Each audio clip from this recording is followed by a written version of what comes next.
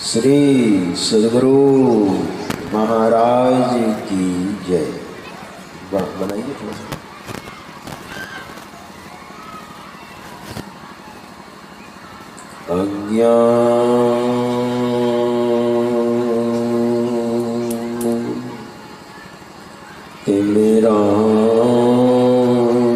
तिमिरान्धस्य ज्ञानाञ्जन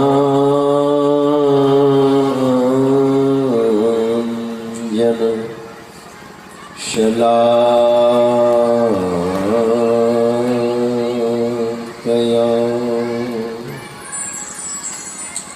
चक्षुरुन्मिलितं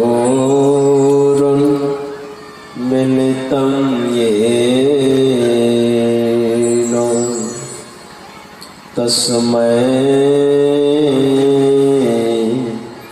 श्री गुरुवे नमः।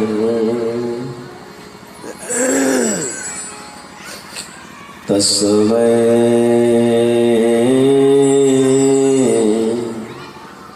श्री गुरुवे नमः।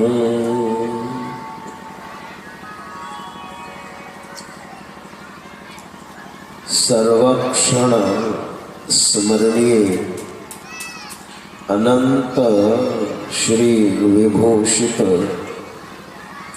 परम पूज्य पाद परमाराध्य श्री सद्गुरु महाराज के पावन चरणों में कोटि कोटि नमन। इन्हीं के मस्तिष्क एवं हृदय स्वरूप परम पूज्य पाद संत द्वय के पावन चरणों में कोटि कोटि नमन। मंचस्थ परम पूज्य श्रद्धास्पद साधु चरण,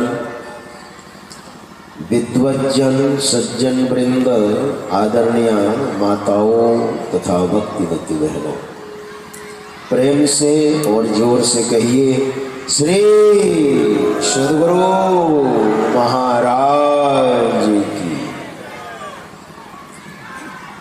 और आयोजकों से निवेदन होगा, इसमें जो गार्जियन स्वरूप है थोड़ा जाके बच्चों को शांत करें। पीछे बहुत शोर शराबा कर रहे हैं, प्रेम से बच्चों को बैठाएं अथवा उसे अलग करें थोड़ा सा। देखिए, सद्गुरु महाराज की जो जय जयकार है, मैंने अपराह्न काल में बताया था, वो निरर्थक नहीं है, बेकार नहीं है। सद्गुरु शरीर को नहीं कहते हैं, सद्गुरु ज्ञान को कहते हैं। सद्गुरु शब्द में सारे देवी देवताओं का नाम समाविष्ट है, समाया हुआ है। हम जब सद्गुरु महाराज की जय बोलते हैं तो सारी देवी देवताओं की जय जयकार हो जाती है, सबों का आशीर्वाद प्राप्त हो जाता है, सब प्रसन्न हो जाते हैं। इसलिए एक बार और कह दीजिए श्री सद्गुरु महाराज की जय। अपराह्न काल में सत्संग के बारे में ही मैंने सुनाया था और अभी भी सत्संग के बारे में ही सुनाऊंगा। हमारे गुरुदेव ने नियम बनाया है, पूर्वाह्न काल में संत मत के सर्वश्रेष्ठ और सर्वोत्कृष्ट ग्रंथ सत्संग योग से पाठ होता है। अपराह्न काल में चाहे वो अखिल भारतीय हो, प्रांतीय अधिवेशन हो, जिलाधिवेशन हो, मासिक सत्संग हो अथवा पाक्षिक हो, साप्ताहिक हो अथवा दैनिक हो, अपराह्न काल में श्री रामचरितमानस का पाठ होता है और रात्रिकालीन सत्संग में संतवाणी का पाठ होता है। और जो पाठ होता है तो श्रोता समझ जाते हैं कि ये पाठ हुआ है, इस पर हम सुनेंगे। लेकिन एक बात बताता हूँ, थोड़ी सतर्कता चाहिए सत्संग सुनने में। मैं जब पहले सत्संग करता था तो एक पंडित जी मेरे सामने बैठते थे और उनकी आदत थी सब बात में हाँ हाँ हाँ। जैसे भोले बाबा कथा सुनाते थे ना, तो माता पार्वती ओम ओम ओम बोलती थी। क्यों? कि भोले बाबा की आदत थी, बोलते बोलते उनकी आंखें बंद हो जाती थी। क्या पता सो गई हैं या जगी हैं, तो ओम ओम करे तो पता चले ना कि सुन रही है। और बीच में सो गई, वो तोता था वही ओम ओम बोलने लगा और आरती करने लग गए भोले बाबा। तो माता पार्वती ने कहा, भोले बाबा मैं तो बीच में सो गई थी। तो ओम ओम कौन बोल रहा था? कहा वो तोता, मैं तो सो गई। उसी तरह से उस पंडित जी की आदत थी हाँ हाँ। तो मैंने सोचा थोड़ा टेस्ट करूं, ये सब बात में हाँ हाँ बोलते हैं, सुनते हैं कि इनकी आदत है।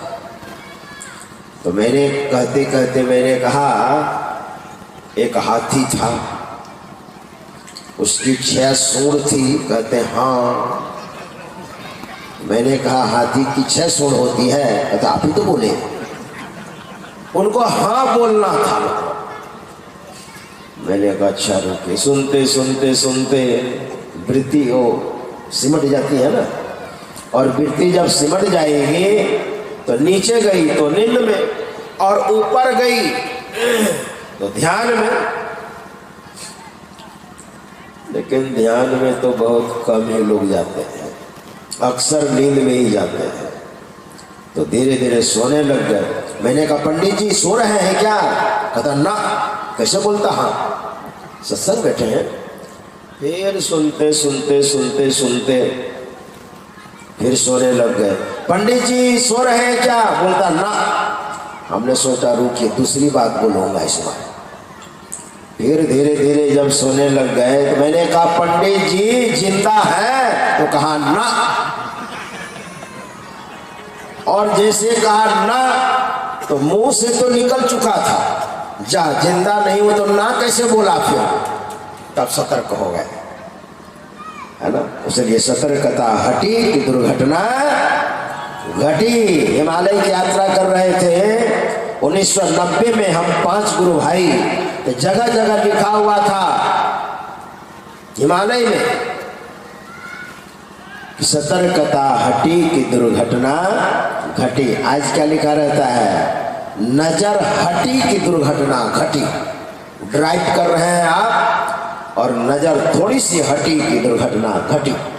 कहां से कहां गाड़ी चली जाएगी अब, ये बात है। वही है सत्संग में। देखिए भगवान श्री राम माता सबरी को 9 प्रकार की भक्ति जब बताने के लिए तैयार हुए तो भगवान ने क्या कहा? नवधा भक्ति में नवधा भगति कहूँ तो ही पाही, सावधान सावधान हो जाओ, सुनो हरो मन माही। सावधान, वही बात है। सत्संग सावधानी पूर्वक सुनिएगा तो बहुत ज्ञान हो जाएगा।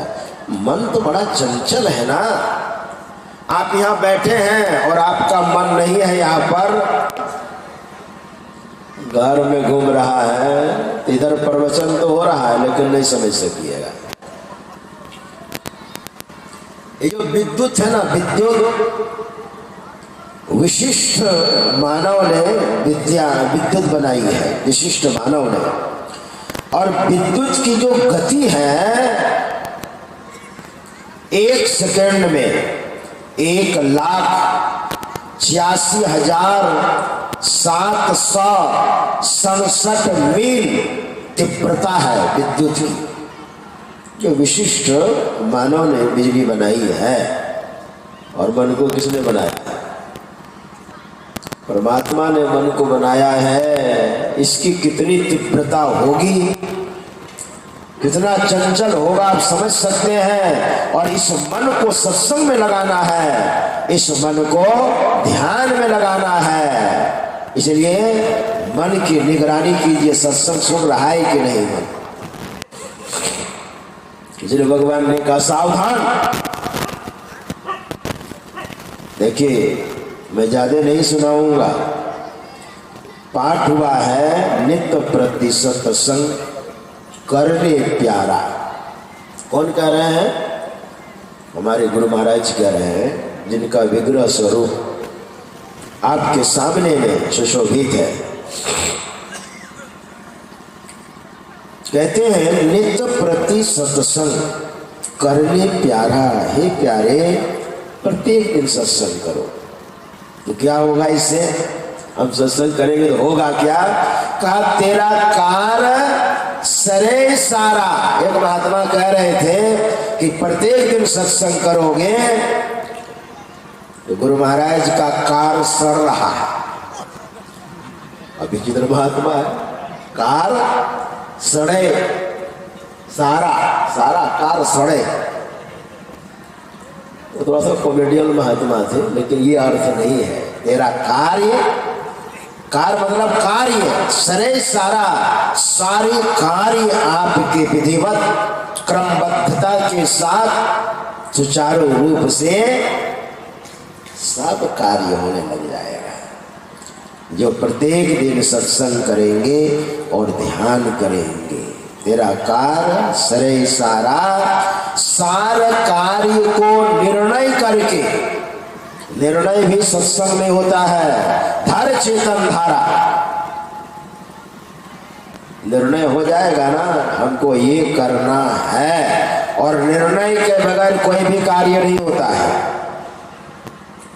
देखिए सत्संग कैसे होता है, हमारे महापुरुष सत्संग कैसे करते हैं, वो मैं सुनाने जा रहा हूँ। हमारे गुरुदेव कहते हैं निर्णय कर लीजिए आप, तो सत्संग कैसे कीजिएगा।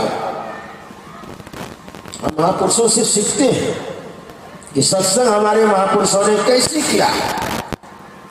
भेड़िया भसान जैसे तैसे नहीं, सत्संग हमारे गुरुदेव ने कैसे किया है, भगवान शंकराचार्य ने कैसे किया है, मैं बताने जा रहा हूं। और बात समझ में नहीं आवे तो उसको समझिए आप। हमारे गुरु महाराज के एक शिष्य थे संत शिशु सूर्य, जानते होंगे आप लोग। संत शिशु सूर्य जो पढ़े लिखे बिल्कुल बहुत कम थे, लेकिन उनके अंदर एक जज्बा, एक जोश खरोश, एक जुनून ध्यान करने का और गुरु महाराज के प्रति जो श्रद्धा उसके अंदर। बनिहारी में गंगा किनारे गुरु महाराज स्नान कर रहे थे। संत शिशु बाबा जूता पहनते थे, आए और जूता खोल करके और पानी में, जो पानी बह करके आ रहा था मटमैला पानी, स्नान कर रहे थे ना गुरु महाराज, तो उसी पानी में लोट पोट करने लग गए कपड़ा खोल करके। गुरु महाराज स्नान कर रहे हैं, लोट पोट कर रहे हैं। तो अगल बगल के बहुत सारे नौजवान लोग, बच्चे, स्त्रियां करके देखने लग गई, बाबा पागल तो नहीं है, ये मिट्टी में खाए लोट पोट कर रहे हैं। और गुरु महाराज ने जब स्नान कर लिया तब उन लोगों को डांटा। आप लोग क्या समझते हैं, पागल है क्या जो आप लोग देख रहे हैं? अरे ये मेरा शिष्य है और इसके अंदर कोई अज्ञात शक्ति है, इसका मनोबल बहुत ऊंचा है। संत शिशु बाबा के बारे में मैंने तो उनके साथ सत्संग भी किया है। आज हमारे आदरणीय भरत किशोर बाबू कह रहे थे परम पूज्यपाद स्वामी गंगेश्वरानंद जी महाराज से हम लोग दीक्षित हैं। उनके साथ मैं 5 महीना रहा 1988 में। और संत शिशु बाबा और परम पूज्यपाद गंगेश्वरानंद जी महाराज जो आपके झारखंड गोड्डा कर्माटाण के थे, दोनों का सत्संग पूर्णिया जिला में थमदहा के पास, उस जगह का नाम थोड़ा मैं भूल रहा हूँ, उस जगह था। मंच पर नहीं बैठते थे और नीचे बैठते थे। एक बार गुरु महाराज ने उनसे कहा था, संत शिशु सूर्य सत्संग योग में जो मोह उद्गर है शंकराचार्य का वो सुनाओ तो क्या कहते हैं हुजूर, हमें पढ़ लो लिख लो नहीं छिके, वो संस्कृत छिके के नाक हमें कहिए। मोह उद्गर में है गुरु चरणाम्बुज 7 श्लोक है। भूपेंद्र नाथ सन्याल ने इसका अर्थ किया है, गुरु चरणाम्बुज निर्भर भक्त संसाराद चिराग भव मुक्त सेन्द्रिय मानस नियमा देवम द्रक्षसि निज हृदय स्थन देवम। श्री गुरुदेव चरण पंकज का होकर अभिचल भक्त, इस असार संस्कृति से हो जा तू अविलंब विरक्त। इंद्रयुत मन का नियमन करने से इसी प्रकार देख सकेगा निज हृदय स्थित ईश्वर को अनिवार्य। इसी तरह से 7 श्लोक है। तो गुरु महाराज ने कहा, तुमको नहीं आता है तो मंच पर क्यों बैठो, नीचे उतरो भरी सभा में। और वो जब उतरने लगे ना तो अभेदानंद बाबा हाथ पकड़ लिया। अरे गुरु महाराज तो मौज में आकर के बोले हैं ना, आप बैठिए ना, फिर बैठिए ना। डांटे संत शिशु बाबा ने उनको डांट लगाई, कि आप मेरे गुरु हैं। मेरे गुरु ने कहा नीचे बैठो, आप मेरे गुरु हैं। मेरे गुरु ने जो कहा मैं वही करूंगा। और सत्संगियों के बीच में जाकर के बैठ गए और जीवन में कभी मंच पर नहीं बैठे संत शिशु बाबा, वही परम पूज्यपाद गंगेश्वरानंद जी महाराज और संत शिशु बाबा का 1988 में जो सत्संग हुआ मुझे नहीं पता था। परम पूज्यपाद गंगेश्वरानंद जी महाराज मंच पर बैठे, जगह खाली थी तो मैं भी बैठ गया, बच्चा था मैं, और बैठ गए। नीचे आसनी बिछा कर गए। तो हमको लगा बाबा को लगता है कि हम नहीं बोले हैं ना इसलिए नीचे बैठ गए। तो हम बोले जा करके उतर गए मंच से और हमने कहा बाबा ऊपर में मंच पर बैठिए ना। तो क्या कहते हैं, तुम्हें चुपचाप बैठ मंचों पर, हम यही ठीक थी। एक बार तो ऐसे बोले, दूसरी बार मैंने कहा बाबा हम एकदम खाली कर दिए हैं मंच को, चलिए ना। कहा तो चुपचाप बैठ गए मंचों पर। तीसरी बार तो हिम्मत ही नहीं हुई। बाद में पता चला कि गुरु महाराज ने कहा था नीचे बैठो, और ऐसा कट्टर भक्त कभी मंच पर नहीं बैठे। वही संत शिशु बाबा, गुरु महाराज का जब ऑपरेशन हुआ ना हर्निया का, पटना राजेंद्र नगर में, और नंदलाल मोदी थे संत मत के महामंत्री, उन्हीं के यहाँ ठहरे थे। तो गुरु महाराज का जो हर्निया का ऑपरेशन हुआ, मौज में कुछ कह रहे थे, संतवाणी निकल रही थी, तो पूज्यपाद संसेवी जी महाराज ने उसको लिपिबद्ध कर लिया। संत शिशु बाबा दौड़ करके आए और कहा हुजूर आपने जो रचना कर लिए कीच है। कहा संसेवी जी लिख लिए हैं। दौड़ करके गए संत शिशु बाबा पूज्यपाद संसी महाराज के पास, सुन करके और गुरु महाराज के पास आए। कहा हुजूर आपने ऐसे टाइमों में अगर रचना कर दी है ना तो बड़ा अच्छा होती है। कहा मैंने तो किया, और संसेवी जी ने लिख भी लिया। हुजूर की रचना कर लिया है। तो गुरु महाराज सुनाते हैं, देखिए सत्संग कैसा होता है, वो मैं सुना रहा हूं। गुरु महाराज कहते हैं, मेही बाट को मेही होय निहार, मेही पावे चिन्ह को होवे संस्कृति पार। गुरु महाराज ने कहा संत शिशु सूर्य, बात समझ में आई? 4 बार मेही है, मेही मेही बाट को, 3 बार हुआ मेही मेही बाट को, मेही होय निहार, कितना बार हुआ? और मेही पावे चिन्ह को या होवे संस्कृति पार, 4 बार मेही है। क्या समझा? हम तो शिशु बाबा कहते हो हुजूर न समझ लिए, अपने समझाई दियो। गुरु महाराज कहते हैं सुनो। अब गुरु महाराज देखिए, शिष्य नहीं समझे तो गुरु महाराज समझाने लग गए। शिष्य को जिज्ञासु होना चाहिए, और गुरु कैसे होना चाहिए? भगवान शंकराचार्य ने शिष्यों के पूछने पर जवाब दिया है। उस ग्रंथ का नाम है प्रश्नोत्तरी। मैं शंकराचार्य की बात इसलिए करता हूँ ज्यादा, क्योंकि हमारे गुरु महाराज ने संत के श्रेणी में लिया है शंकराचार्य को, और उन्हीं की देन है जो 4 जगह कुंभ लगता है, अभी प्रयागराज में लगा है। उन्होंने खोज करवाई थी, कहाँ कहाँ अमृत की बूंदें गिरी है। वही शिष्यों ने पूछा। शिष्य विद्वान थे और जिज्ञासु थे। पद्मपाद, हस्तमालक, सुरेश्वराचार्य, तोटकाचार्य, ये 4 आचार्य थे, यानी एमए थे। शिष्य ने पूछा गुरुदेव, भगवान शंकराचार्य से पूछा, कोबा गुरु ही, गुरु किसे कहते हैं गुरुदेव? का हितोपदेष्टा, जो आत्म कल्याण का उपदेश करे वह गुरु।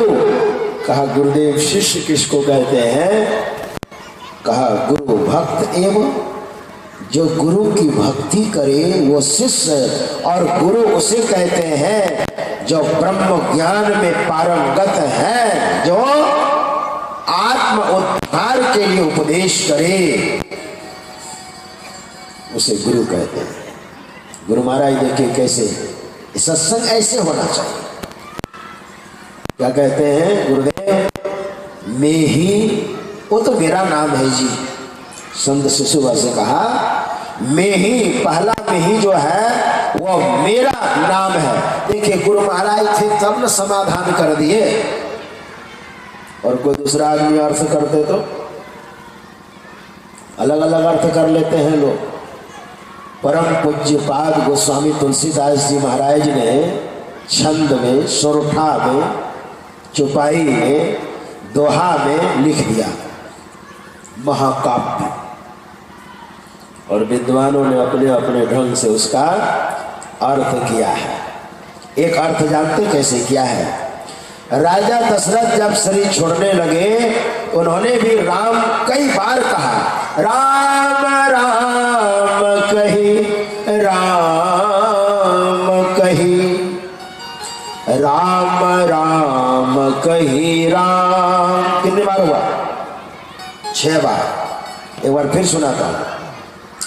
राम राम कही, राम कही, राम राम कही राम, तनु परि हरि बिरह रघुवर राउ गयो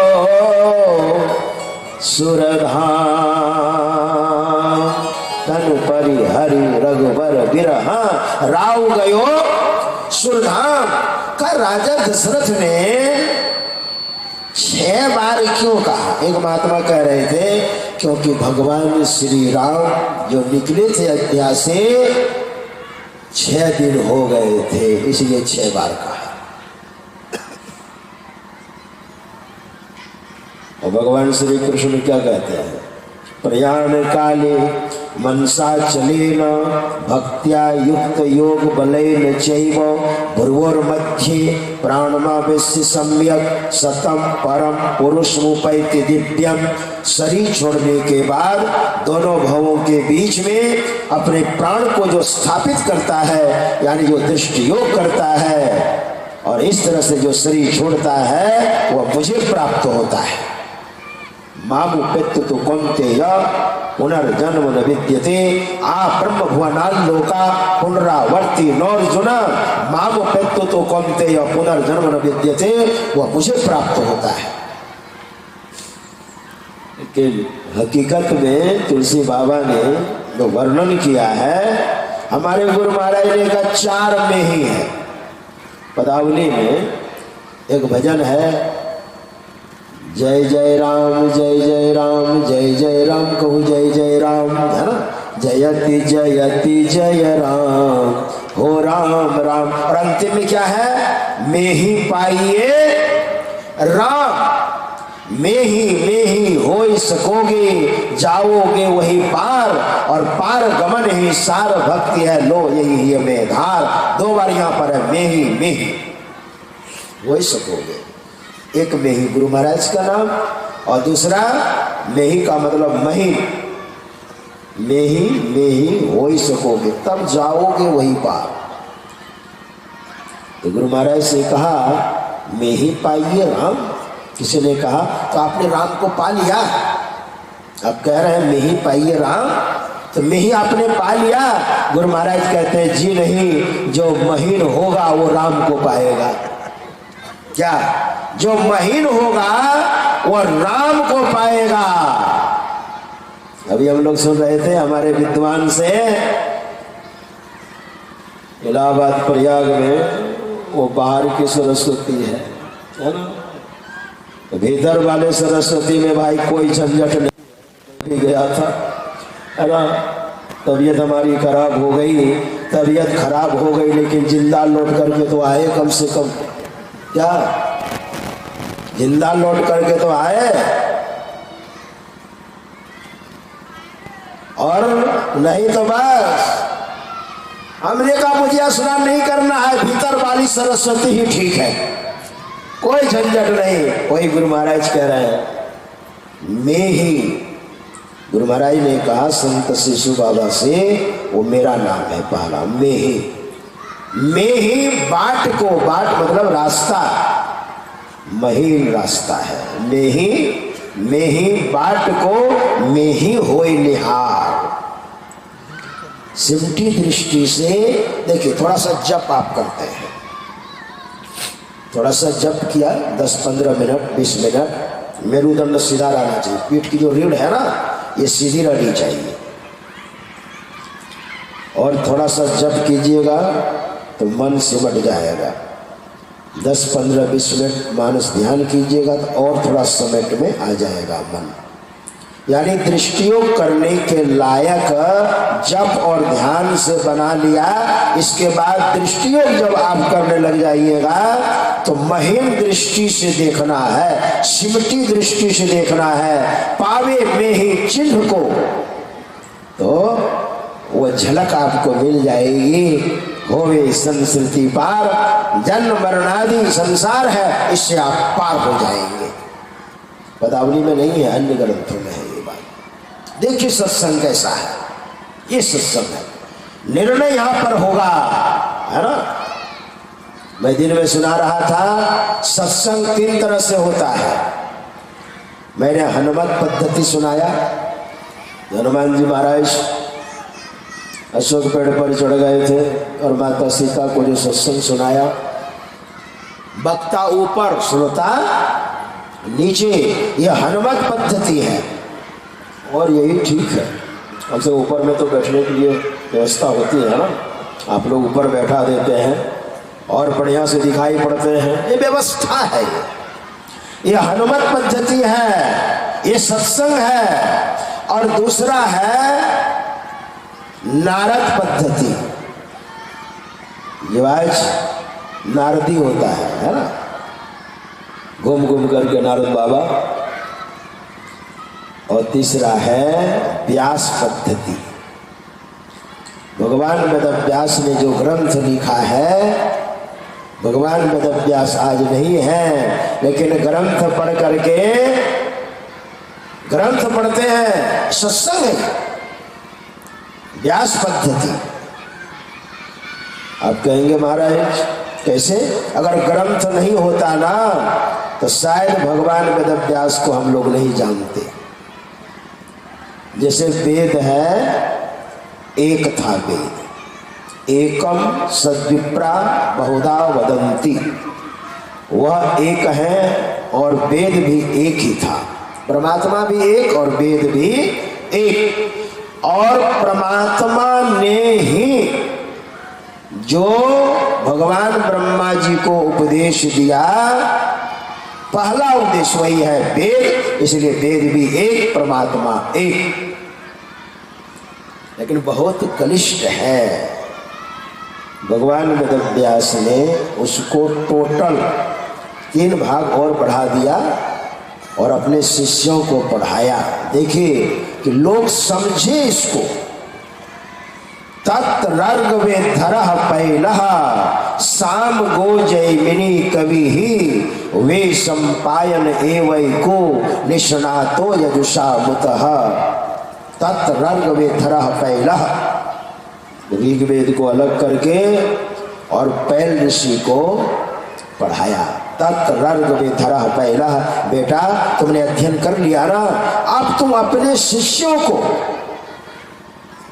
वेद का ज्ञान यानी ऋग्वेद का प्रचार करो। तत्र्ग वेधरः पैलः साम गो जैमिनी कवि ही, और साम वेद को अलग करके जैमिनी ऋषि को पढ़ाया। और तुम अपने शिष्यों को पढ़ाना, और फिर वे अपने शिष्यों को पढ़ाएंगे। व्यास पद्धति है ना। वे संपायन एवैको निष्णातो यजुषा मुतः, और यजुर्वेद को अलग करके वे संपायन ऋषि को पढ़ाया। कहा बेटा तुम भी अपने शिष्यों को पढ़ाना, और तुम्हारे शिष्य अपने शिष्यों को पढ़ाएंगे, और इसी तरह से वेद का प्रचार होगा। अथर्वांगिरसामासित सुमंतुर दारुणो मुनि इतिहास पुराणा नाम में पिता में रोमहर्षणः। और सुमंत मुनि ने अथर्व वेद का अध्ययन करके, यानी भगवान वेदव्यास ने अध्ययन करवाया और कहा तुम इसका प्रचार करो अपने शिष्यों में। और रोमहर्षण इतिहास के ज्ञाता हुए। इस तरह से एक वेद को टोटल 3 भाग और बढ़ाकर सरल किया। ये व्यास पद्धति है, ये सत्संग है। अब 18 पुराण जैसे बनाया है, अब देखिए उसमें वेदों को लिया है, लेकिन बहुत सरल ढंग से उसको समाज के सामने में रखा है। ब्राह्मण पादमम वैष्णवम च शैवम लिंगम सकारुणम नारदीयम भागवतम आग्नेयम स्कांद संगीतम भविष्यम ब्रह्मवैवर्तम मार्कंडेयम शवामनम वाराहम मात्स्यम कौर्मम ब्रह्मांडाख्यमिति 63। ये 18 पुराण है। हिंदी बताऊं? ब्राह्मण पादमम वैष्णवम च, ब्रह्म पुराण, पद्म पुराण, विष्णु पुराण। ब्राह्मण पादमम वैष्णवम च शैवम लिंगम स गारुणम शिव पुराण, लिंगम लिंग पुराण, गारुणम गरुड़ पुराण, नारदीयम भागवतम आग्नेयम नारद पुराण, नारदीयम भागवतम नारद पुराण, भागवत पुराण, अग्नि पुराण और स्कंद पुराण। ये 10 हो गए। भविष्यम ब्रह्मवैवर्तम भविष्य पुराण, ब्रह्मवैवर्तम ब्रह्मवैवर्त पुराण, मार्कंडेय पुराण और वामन पुराण। 10 4 14। इसके बाद नीचे वाली पंक्ति है वाराहम वात्स्यम कौर्मम च, वाराह पुराण, मत्स्य पुराण, करो पुराण, ब्रह्मांडाख्यमिति 63, ब्रह्मांड पुराण। 14 4 18 पुराण। किसने बनाया? किसने लिखा? भगवान वेदव्यास ने। और हम 6 शास्त्र का नाम सुनते हैं। महर्षि कणाद का वैशेषिक, महर्षि कपिल का सांख्य, महर्षि गौतम का न्याय, महर्षि पातंजलि का योग दर्शन, महर्षि जैमिनी का मीमांसा, महर्षि वेदव्यास का वेदांत। ये 6 शास्त्र है, 18 पुराण और 4 वेद। हमारे गुरु महाराज जिसको कहते हैं साख ग्रंथ, महर्षि पदावली में ये प्रमाणिक ग्रंथ है। ये व्यास पद्धति है, मतलब इसको भी सत्संग बोलते हैं। हनुमत पद्धति प्रवचन के द्वारा, नारद पद्धति कीर्तन के द्वारा और व्यास पद्धति ग्रंथ लिख करके, और उसी में शिष्य जिज्ञासा करते हैं और शिष्य के माध्यम से हम लोग भी उसको समझ जाते हैं। हमारे गुरु महाराज ने ऐसे, हमारे गुरुदेव ने नारद पद्धति को भी अपनाया। पढ़िए आप 1961 में जब अभिनंदन छपा है उसको आप पढ़िए, बढ़िया से पढ़िए, आपको समझ में आएगा। गुरु महाराज मंडली बांध करके और प्रचार करने के लिए पूर्णिया से मंडली निकली, कश्मीर तक, लाहौर तक, है ना, और फिर लौट करके वहां से आई। 1 महीना का 2 महीने का व्रत लेते थे और इस तरह से फिर गुरु महाराज एकांत हो जाते थे। देखिए सत्संग का प्रचार, श्री गुरुदेव कहते हैं सत्संग नित अरो ध्यान नित। आपको थोड़ा महाभारत में मैं नहीं चलता हूं। महाभारत का सत्संग कैसा है, ये तो मैंने भगवान वेदव्यास का ग्रंथ सत्संग समझाया, गुरु महाराज का थोड़ा बहुत। और महाभारत में सत्संग कैसे होता है, महाभारत में जहां पर युधिष्ठिर और यक्ष संवाद है, प्रसंग ऐसा है कि 5 भाई पांडव वन में थे। 13 वर्ष का वनवास हुआ था ना, भगवान श्री राम को 14 वर्ष और पांडवों को 13 वर्ष। तो एक दिन एक ब्राह्मण देवता आए और महाराज युधिष्ठिर से कहा, एक लकड़ी जिससे मैं अग्नि उत्पन्न करता हूं, हिरण अपने सिंग में फंसाकर वो भाग गया है। उस समय कोई विशेष लकड़ी हुआ करती थी, अभी तो माचिस लाइटर बहुत तरह का। उस लकड़ी का नाम अरणी मंथन लकड़ी।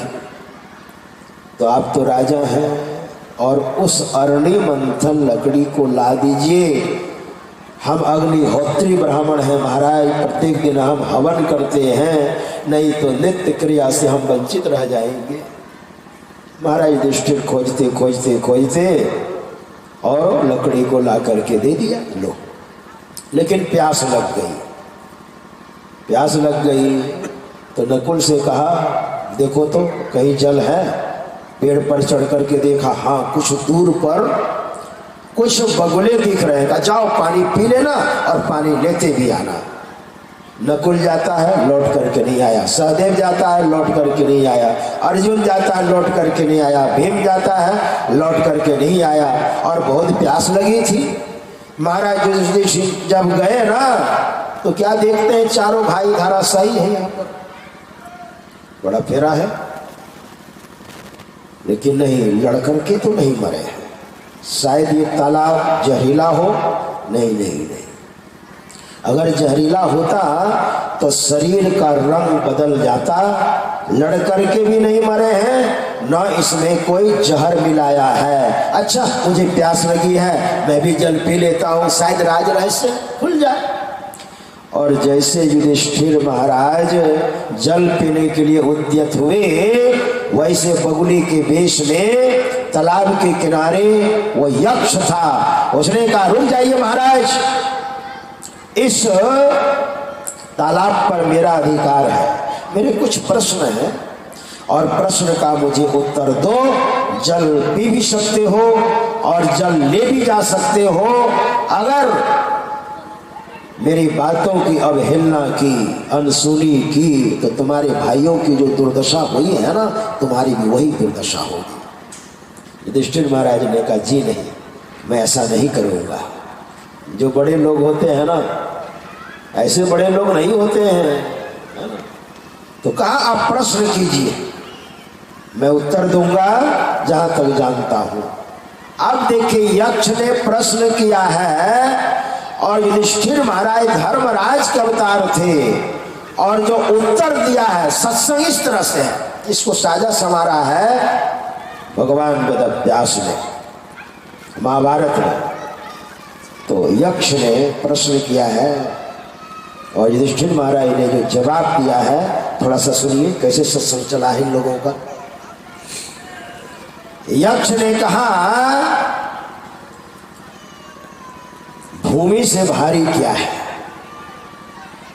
5 तत्व में सबसे सूक्ष्म आकाश है। आकाश से ऊंचा क्या है? और वायु से भी ज्यादा तीक्ष्ण चलने वाली क्या चीज है? और तृण से भी अधिक जलाने वाली क्या चीज है? युधिष्ठिर महाराज ने कहा, माता गुरु तरा भूमे खात पीतोच्चरस तथा मन शीघ्र तरम वाता चिंता बहुतरी तृणात। माता गुरु तरा भूमे, माता जो होती है वह भूमि से भी भारी होती है, पृथ्वी से भी भारी होती है, और केवल भारी नहीं, वो तो गौरवमयी होती है। अगर मां नहीं होती ना, एक ईश्वर के सिवा और कुछ नहीं होता। इसलिए, और पिता तो आकाश से भी ऊंचा। अगर पिता नहीं होते तो संस्कार कौन देता, और मां नहीं होती तो लाड़ प्यार दुलार पुचकार सने के आंचल से आपको जो सींचा है ना, अपने नहीं खा करके खिलाया है, अपने ठंडी में, लेकिन बेटे को ठंड ना लगे, और एक दिन नहीं, महीनों वर्षों। इसलिए माता का जो स्थान है वो गौरवमयी है। देखिए सत्संग किस तरह चल रहा है। और पिता तो संस्कार डालते हैं। इसलिए आकाश से ऊंचा पिता, माता और पिता की महिमा इतनी है, क्या कहना। ये सत्संग है। हमारे परमाराध्य श्री सद्गुरु महाराज, जिनका विग्रह स्वरूप आप देख रहे हैं, इनके पिताजी बाबूजन लाल दास जी महाराज, इनके पिताजी, मैंने एक भजन लिखा है गुरु महाराज के नाम पर, सोहर। कभी जन्म दिवस पर हमको बुलाइएगा तो मैं भजन सुनाऊंगा। नहीं बाबा लिहले जन्म हो, मैंने लिखा है, सबका नाम दिया है करीब करीब। आया 2 पंक्ति सुना ही देते, क्या लगा है, कलाकार हमारे हैं। नहीं बाबा लिहले जन्म हो, बापू बाबू जन आंगन माँ। नहीं बाबा लिहले जन्म हो, बाबू बाबू जन आंगन माँ। बाबू बाबू जन आंगन माँ, बाबू बाबू जन आंगन माँ, बाबू बाबू जन आंगन माँ। नहीं बाबा लिहले जन्म हो, बाबू बाबू जन आंगन माँ। नहीं बाबा लिहले जन्म हो, बाबू बाबूजन गणवा। गुरु महाराज के पिता श्री बाबू बाबूजन लाल दास जी महाराज, इनकी जो शादी हुई उस माता जी का नाम था श्रीमती फूलवती देवी। परमात्मा की जो मर्जी थी, निसंतान परमात्मा की प्यारी हो गई बेचारी श्रीमती फूलवती देवी। दूसरा विवाह श्रीमती जनकवती जी, जो गुरु महाराज के माता श्री होने का सौभाग्य प्राप्त हुआ। और 3 वर्ष की बड़ी थी झूलनदाई बहन जनकवती जी भी। गुरु महाराज जब 4 वर्ष के हुए तो जनकवती जी भी दुनिया से अलविदा हो गई। गुरु महाराज 4 वर्ष के थे, मात्र छोटा सा बालक, लालन पालन कैसे हो। तब बाबू बहुजन लाल दास जी महाराज ने, गुरु महाराज के पिता श्री ने तीसरा विवाह किया। उसका नाम था श्रीमती दयावती जी। उनकी 4 बेटियां और 4 बेटे हुए। उसी में एक डोमन लाल दास थे जो बाद में चल करके पूज्यपाद किंकर बाबा हुए, जो गुरु महाराज की शक्ल के हूबहू थे। और पूज्यपाद किंकर बाबा का एक पुत्र है आनंद बाबा, जो अभी मौजूद है, एकदम हूबहू लगेगा गुरु महाराज की तरह। तो दयावती जी सबसे छोटी माँ ने लालन पालन किया, लेकिन शरीर जब जर्जर हो गया ना, मैं कहता हूँ ब्रज किशोर बाबू से, शरीर का धर्म है, इसलिए आपको तादात्म्य होना पड़ेगा, उस समय के साथ कंप्रोमाइज करना पड़ेगा, समझौता। किसी को नहीं छोड़ा समय ने। समय बड़ा बलवान रे पगले, हम भी उसी रास्ते में हैं, हम कहाँ से बचने वाले हैं, क्या उसी रास्ते में हैं। माता दयावती ने कहा गुरु महाराज से, वैसे तो आप मेरा बेटा है।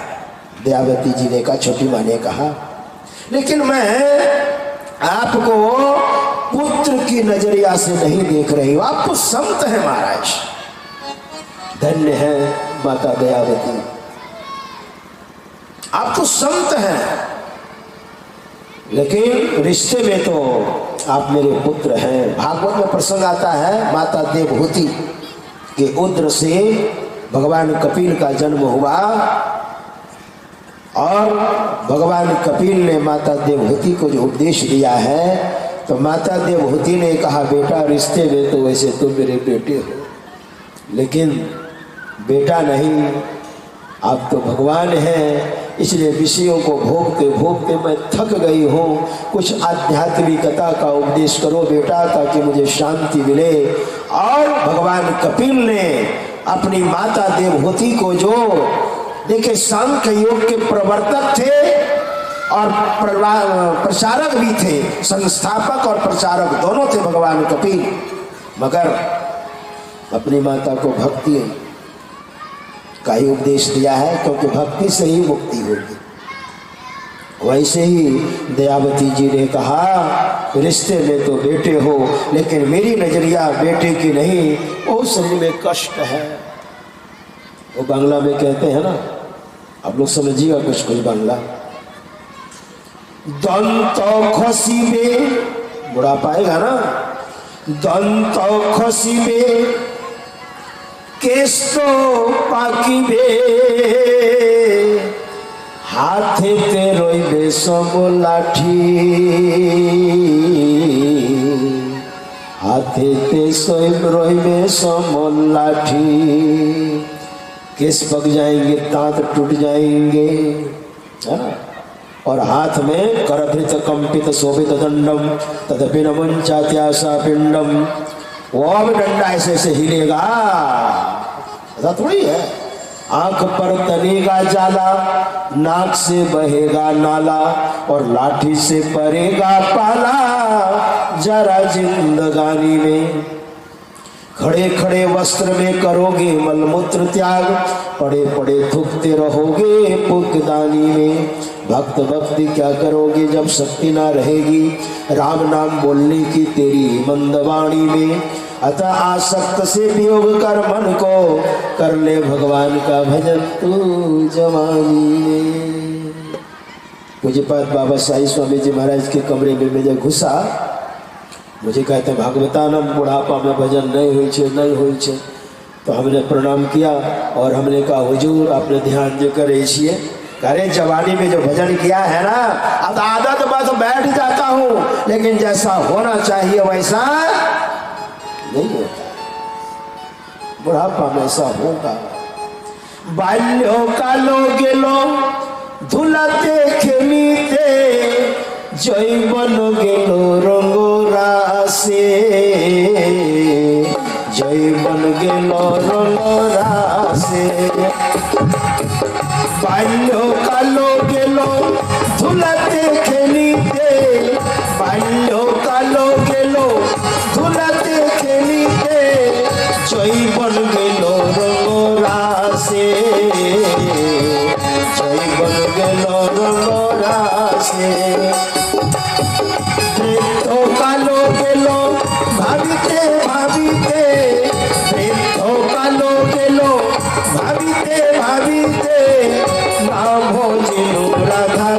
कृष्ण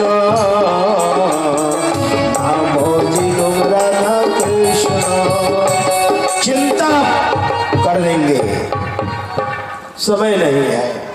माता जी ने कहा बहुत कष्ट है गुरु महाराज से, घुटना में दर्द है, बैठने उठने में, बेटा शरीर काम नहीं करता है।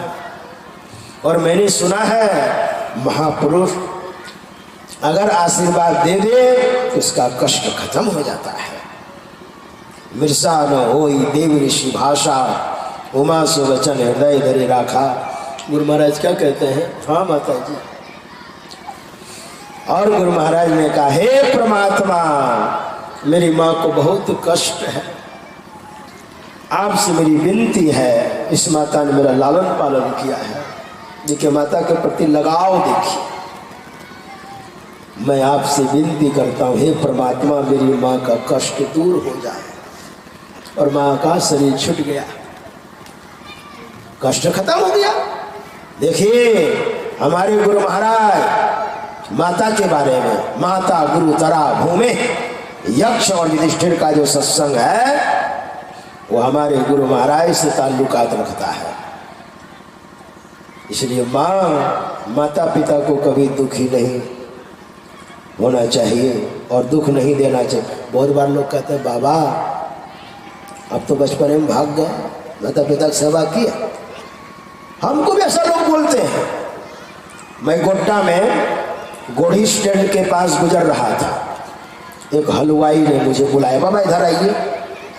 तो हम सोच रहे थे शायद रसगुल्ला चमचम खिलाएगा ये, है ना। हम तो बड़ा मगन थे भीतर भीतर, ये रसगुल्ला है, गरम गरम जिलेबी है, ये काला जामुन है, ये रसकदम है, ये बर्फी है, मतलब दुकान है तो कहना ही क्या है।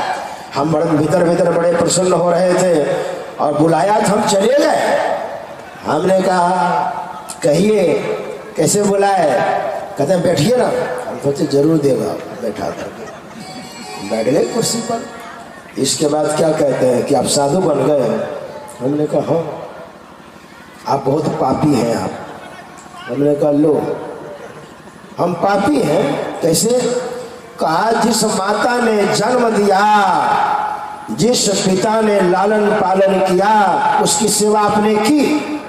आप घर छोड़ करके जो भाग गए तो पापी है ना आप। हमने सोचा लोग सोचे थे क्या और हो गया क्या। हम तो सोच रहे थे मिठाई खिलाएगा, ये तो हमको पापी बना दिया। मैंने कहा आधा घंटा टाइम है। हाँ है। हमने कहा आपको समझाना पड़ेगा भाई को। मैंने कहा सुनिए आप कितने भाई हैं? कहा 5। हमने कहा माता पिता तो होंगे आपके? कहा तो आपकी माँ कहाँ है? कहा छोटे भाई के साथ है। हमने कहा आप तो डेली सेवा करते होंगे? कहा बाबा फुर्सत नहीं मिलती है। हमने कहा हमसे भी ज्यादा पापी आप हैं। हम तो पापी हैं, आप महापापी हैं। कहा कैसे? हमने कहा हम तो घर द्वार छोड़ करके भाग गए तो पापी हैं, लेकिन आप घर द्वार में रहते हुए भी सेवा नहीं करते हैं, आप महापापी हैं आप। हमने कहा आप सुनिए धर्मशास्त्र के बात सुनिए। भगवान श्री राम जब बन जा रहे थे और महाराज लक्ष्मण को जब पता चला, उसने कहा भैया मैं भी आपके साथ चलूंगा। कहा अपनी माँ से पूछ करके आओ। और लखन लाल जी माता सुमित्रा से पूछने के लिए जाते हैं कि भगवान जा रहे हैं तो मैं भी जा रहा हूँ। माता सुमित्रा ने क्या कहा सुनो। माता सुमित्रा ने कहा अगर श्री राम और सीता दोनों बन जा रहे हैं तो अवध तुम्हार काज कछु नाही, है ना। जो सिया राम बन को जाहि अवध तुम्हार काज कछु नाही। अवध तहाँ जहाँ राम निवासु, तहीं दिवस जहाँ भानु प्रकाशु। अरे श्री राम जहाँ है वही अयोध्या है, जहाँ सूर्य है वही तो दिन है। और बेटा सुनो, पुत्रवती जुबती जग सोई, नतर बांझ भल पादी बियानी। पुत्रवती स्त्री वही है, पुत्रवती जुवती जग सोई, रघुपति भगत जासु सुत होई। जिसका बेटा भगवान का भजन करता है वही पुत्रवती स्त्री है, न तरुबाज। नहीं तो आपका बेटा, संत कबीर साहब ने भी कहा है, जननी जने तो भक्त जन कई दाता कई सूर, और ना ही तो जननी बांझ रहे काहे गवावे नूर। अगर माता संतान को जन्म देती है तो कई दाता, वो दाता हो या बॉर्डर पर वीर रक्षा कर रहा है, अपनी जान को हथेली में लेकर के हम सुरक्षित हैं, उन्हीं की बदौलत ऐसे वीर पुत्र को पैदा करे। कई दाता कई सूर, जननी जने तो भक्त जन, एक नंबर में भगवान का भक्त हो, नहीं तो दानी हो, दान देने वाला सत्कार्य में, और नहीं तो वीर हो, और इन तीनों में नहीं हो तो काहे अपनी जवानी बर्बाद करे वो, है ना। सारी शक्ति लगा देती है, जवानी बर्बाद हो जाती है उस माता की। वही सुमित्रा माता कह रही है, न तरुबांझ भल बादि बियानी, राम विमुख सुत ते हित जानी। बेटा तुम भगवान का भजन करने जा रहे हो, मैं वास्तविक में मैं पुत्रवती स्त्री हूँ जिनका बेटा भगवान का भजन करे। तब मैंने हलवाई से कहा, मैं भगवान का भजन कर रहा हूँ, मेरे माता पिता को परमात्मा आशीर्वाद देंगे, और हमारी माता की कोख तो धन्य हो गई जिनका बेटा साधु बन गया। हमारे पिताजी तो धन्य हो गए, है ना, जिनका बेटा साधु बन गया। लेकिन आप घर में रह करके माता पिता की सेवा नहीं करते हैं, आप तो महापापी महापापी महापापी आप कहते हैं। तब कहता है कि बाबा रसगुल्ला खा लीजिए। हमने कहा अब नहीं हम खाएंगे, हम तो अब चले, अब हम रसगुल्ला नहीं खाएंगे। श्री सद्गुरु महाराज जी की, तो हम माता पिता की सेवा करते हैं कि नहीं, बोलिए। इसलिए यक्ष ने पूछा और युधिष्ठिर ने जो जवाब दिया है, माता पृथ्वी से भारी, पिता आकाश से ऊंचा, और वायु से भी ज्यादा किसकी तीव्रता है? कहा मन की। मना शीघ्र तरम वाता, चिंता बहुतरी तृणात। और चिंता जो है ना, तृण से भी ज्यादा जलाने वाली चीज है चिंता। तृण घास, सूखी घास में थोड़ी सी एक तिल्ली दे दीजिए माचिस की, एकदम। आप देखिए ना वहां पर प्रयागराज में, है ना, नेगेटिव पॉजिटिव दो तार लड़ गए, चिंगारियां निकली, जल करके राख कितने पंडाल, और पंडाल के अंदर रहने वाली सारी संपत्ति स्वाहा, है ना। तो युधिष्ठिर महाराज ने कहा, चिंता बहुतरी तृणात। चिंता, और चिंता कीजिएगा ना तो ध्यान में चढ़े भी है तो नीचे उतर जाइएगा। चिता चिंता समाख्याता बिंदु मात्र विशेषिता। चिता और चिंता में क्या अंतर है? एक बिंदु का अंतर है। चिता दहती निर्जीवम, चिता में मुर्दा जलता है, और चिंता दहती सजीवकम, और जिसको चिंता हो गई है जिंदे को जलाती है चिंता, और चिता मरे हुए को जलाती है। इसलिए चिंता बहुतरी तृणात। ये सत्संग देखिए किस ढंग से हो रहा है ना। हमारे गुरु महाराज का सत्संग, यक्ष और युधिष्ठिर महाराज का सत्संग, भगवान शंकराचार्य और शिष्यों का सत्संग, है ना। हमारे गुरु महाराज कहते हैं सत्संग आप कीजिए, नित्य प्रति सत्संग कर ले प्यारा, तेरा कार्य सरे सारा। सार कार्य को निर्णय करके धर चेतन धारा, धर चेतन धारा पिंड के पारा। बात समझ में आ जाए, और खाद्य पदार्थ को ना खाते हुए और गुरु से दीक्षा लेकर त्रिकाल संध्या जरूर कीजिए। आप भोर को उठिए, उस समय 1 घंटा कम से कम नहीं। ये नहीं कि पत्नी को बोले भोजन परोस के रखना, मैं स्नान करके आया हूँ, ध्यान करके आता हूँ। कितनी देर ध्यान कीजिएगा? कम से कम 1 घंटा, उससे अधिक कम नहीं। भोर को उठिए, उस समय ध्यान कीजिए, स्नान के बाद कीजिए, शाम में पैर हाथ धो करके कीजिए और सुबह और शाम स्तुति विनती जरूर कीजिए। जहाँ रहिए, घर में रहिए, बाहर में रहिए, आपका कल्याण होगा। श्री सद्गुरु महाराज जी की जय। अति सर्वत्र वर्जित।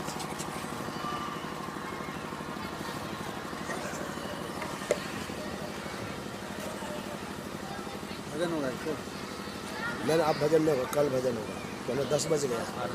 श्री सद्गुरु महाराज की जय।